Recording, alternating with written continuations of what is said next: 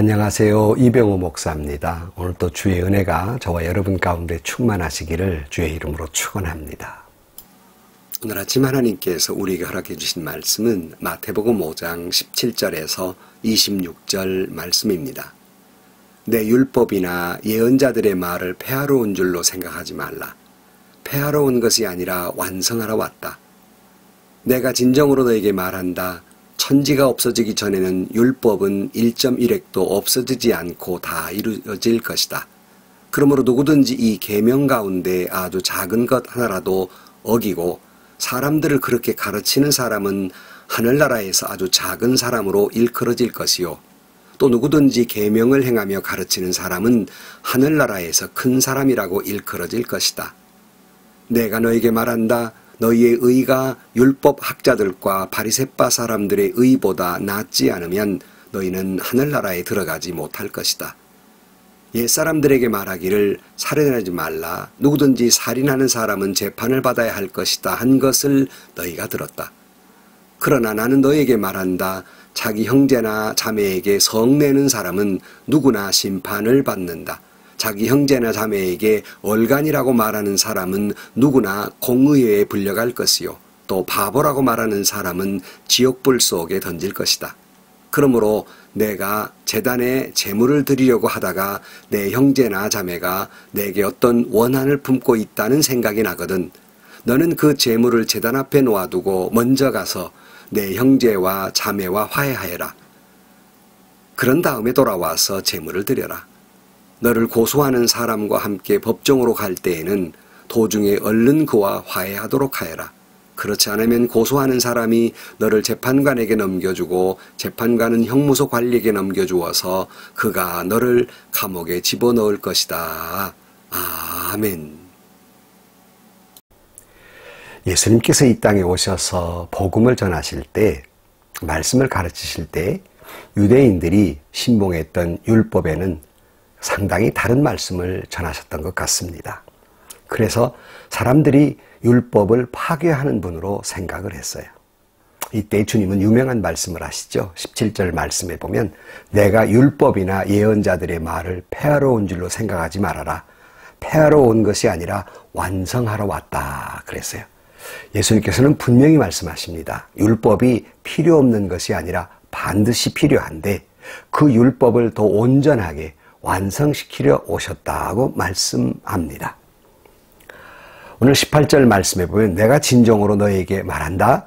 천지가 없어지기 전에는 율법은 1.1획도 없어지지 않고 다 이루어질 것이다 그랬어요. 하나도 보일 게 없다는 거죠. 반드시 이루어야 한다는 말씀입니다. 어디 그뿐입니까? 19절 말씀에 그러므로 누구든지 이 계명 가운데 아주 작은 것 하나라도 어기고 사람들을 그렇게 가르치는 사람은 하늘나라에서 아주 작은 사람으로 일컬어질 것이요. 누구든지 계명을 행하며 가르치는 사람은 하늘나라에서 큰 사람이라고 일컬어질 것이다 그랬어요. 계명 하나, 작은 것 하나, 이거 하나라도 어기면 그건 천국의 작은 자고 아니면 아주 그걸 잘 지키는 사람은 하늘나라에서 큰 자가 될 것이다 라고 말씀합니다. 20절 말씀에 더 강조하죠. 내가 너에게 말한다. 너희의 의가 율법 학자들과 바리새파 사람들의 의보다 낫지 않으면 너희는 하늘나라에 들어가지 못한다 그랬어요. 무슨 말입니까? 도리어 율법을 철저히 지키는 율법 학자들이나 율법을 온전히 지킨다고 말하는 바리새파 사람들보다도 더 율법을 잘 지켜야지 그렇지 않으면 하늘나라에 들어가지 못한다고 말씀하고 있습니다. 이 모든 정황으로 보아서 예수님은 율법의 파괴자가 아니라 율법의 권위를 온전히 존중히 여기시고 구약의 말씀이 지향하는 바 이 모든 것들을 온전히 이루고자 하신다는 것을 잘 알 수 있습니다. 그런데 왜 예수님의 가르침과 사역이 구약 성경과 다르게 보이는 것일까? 그것은요, 당시 율법주의자들은 그저 율법을 문자적으로 자기 공로를 내세우는 것으로 습관적으로 할 뿐 근본적 율법의 정신을 이해하지도 못하고 그러기에 오히려 율법의 근본 정신을 왜곡해 버렸기 때문에 예수님이 온전히 하려고 하는 그 말씀과 가르침과는 사뭇 다를 수밖에 없었던 것입니다.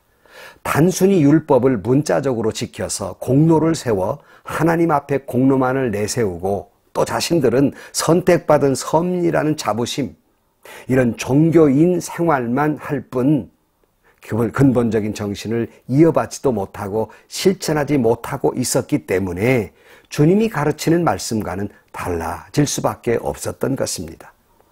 근데 주님이 이렇게 말씀하십니다. 미움도 살이라고 말씀하시는데요. 다른 게 뭐냐?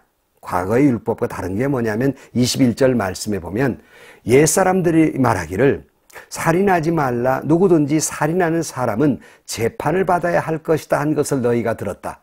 그러나 나는 너에게 말한다. 자기 형제나 자매에게 성내는 사람은 누구나 심판을 받는다. 자기 형제나 자매에게 얼간이라고 말하는 사람은 누구나 공의회에 불려갈 것이요, 또 바보라고 말하는 사람은 지옥불 속에 던져질 것이다 그랬어요. 무슨 말입니까? 예전의 율법에는 살인하지 말라, 그건 심판을 받아야 할 것이다, 이렇게 말씀해요. 그 사람들은 살인만 하지 않으면 율법을 다 지키는 것으로 생각했지만 주님은 살인하지 말라는 그 말 속의 근본 정신을 말하면서 형제자매에게 성내는 것도 살인과 같고 얼간이라고 말하는 것도 바보라고 말하는 것도 살인과 같다, 이렇게 말씀합니다.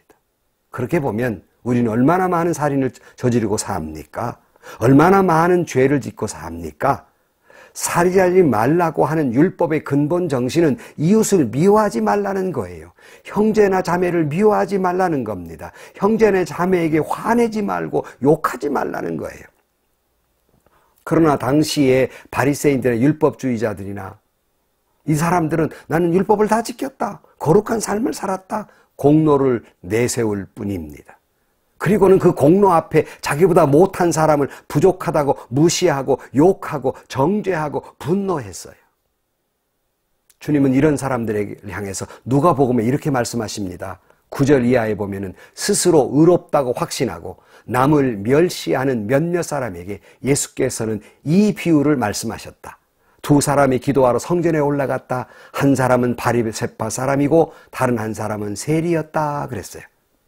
그러니까 이렇게 스스로 의롭다고 생각하는 이 바리새파 사람들, 남을 멸시했어요. 그리고는 그들은, 바리새파 사람은 이렇게 기도했습니다. 11절 말씀에 바리새파 사람은 서서 혼자말로 이렇게 기도하였다. 하나님 감사합니다. 나는 남의 것을 빼앗는 자나 불의한 자나 간음한 자와 같은 다른 사람과 같지 않으며 더구나 이 세리와는 같지 않습니다. 나는 일일에 2번씩 금식하고 내 모든 소득의 11조를 바쳤습니다.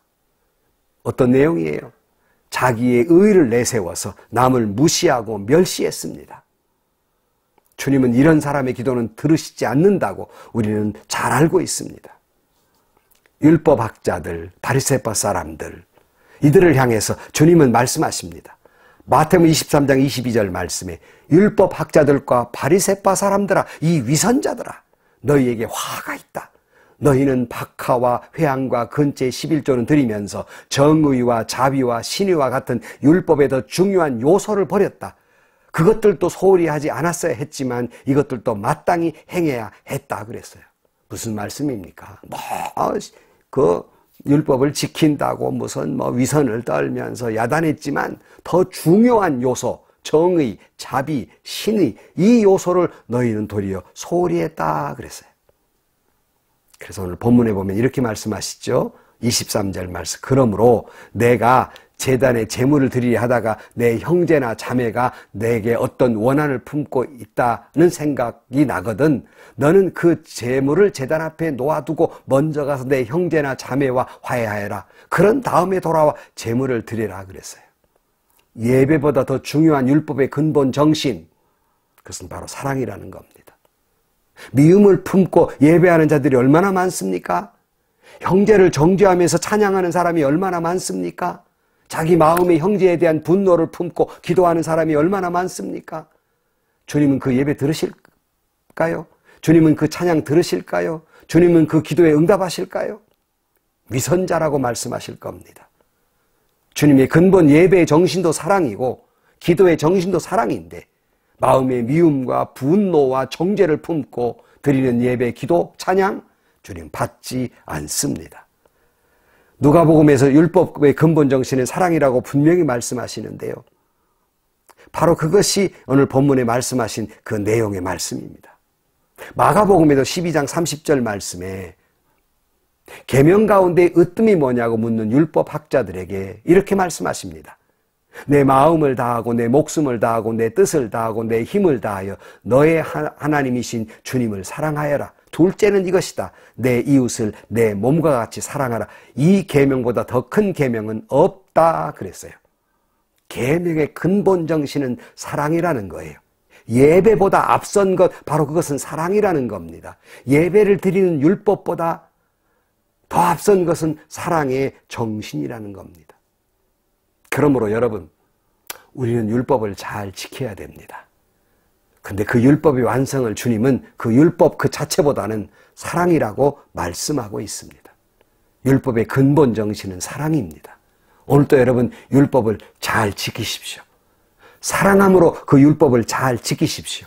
하나님을 사랑하고 사람을 사랑하는 형제자매를 사랑함으로 말미암아 율법을 잘 지키는 진정 거룩한 하나님의 자녀 되시기를 주의 이름으로 축원합니다. 기도하십시다. 하나님 아버지, 우리는 얼마나 어리석은지, 사람을 죽이지만 아니면 살인이 아닌 것이라고 생각한 어리석음을 깨우쳐 주심을 감사드립니다.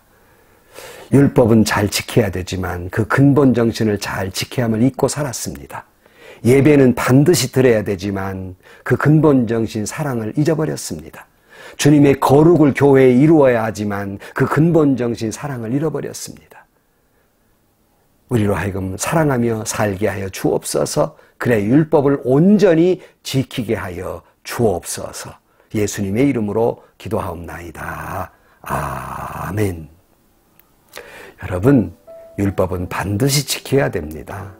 그러나 여러분, 근본 정신인 사랑은 더 중요합니다. 오늘도 여러분 사랑함으로 말미암아 율법을 잘 지키는 저와 여러분들이 되시길 주의 이름으로 축원합니다. 오늘도 좋은 일이 있을 것입니다. 하나님의 축복이 여러분 가운데 충만하시기를 주의 이름으로 축복합니다.